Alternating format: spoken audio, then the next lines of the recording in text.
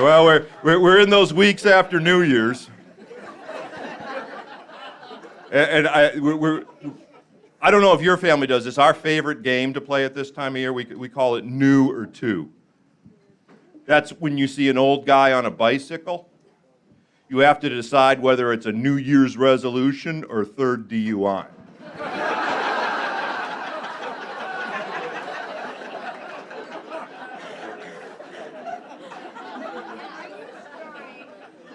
Football season is wrapping up. It was actually an interesting football season. This was the first year that they actually had a woman referee in the NFL. It was a little bit different. She would just drop the flag, and the players had to figure out what they did.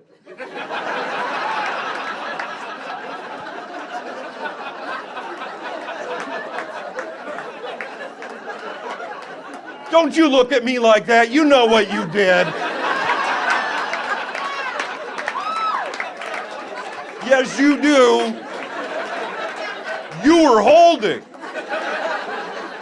Well, you might not have been holding, but you wanted to. I saw the way you looked at him. If I wasn't here, you'd be holding him right now, wouldn't you?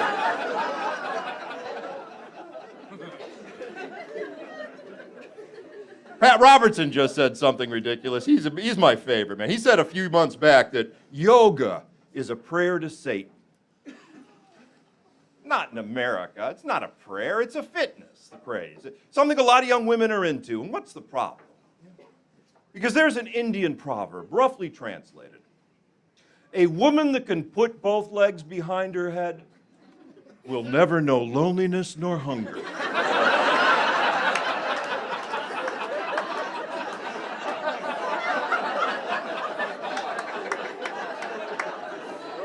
I think Gandhi wrote that.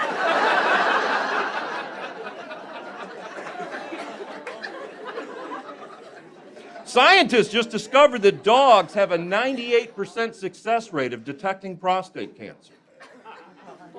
Yeah, it's interesting, but the veterinarians recommend you trim their nails first.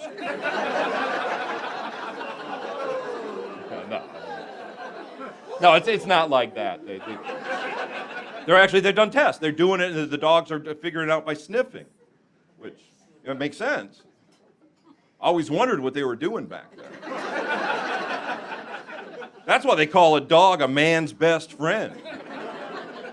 You won't get Jimmy to do that. And what's most amazing is this is an animal that can be faked out with a tennis ball. So if your doctor ever gives you some bad news, go like that.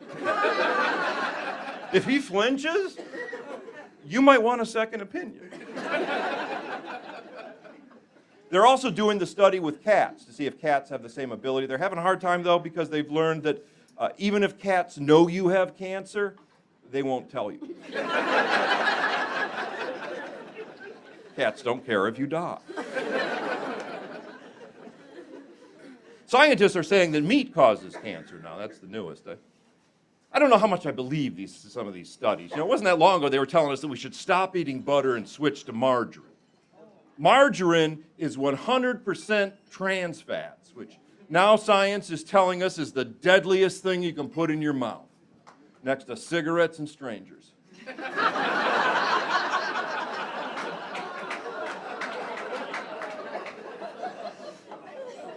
And these studies, the way they do some of these studies, man, it just doesn't sound right to me. Like they'll find a family that lives directly underneath a high-tension power line, and they'll go in their house and they'll count their teeth.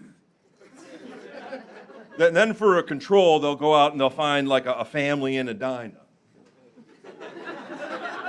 They'll go in their home and they'll count their teeth, and they will discover that there are more teeth per capita in the families of Edina rather than families that live directly underneath high-tension power lines.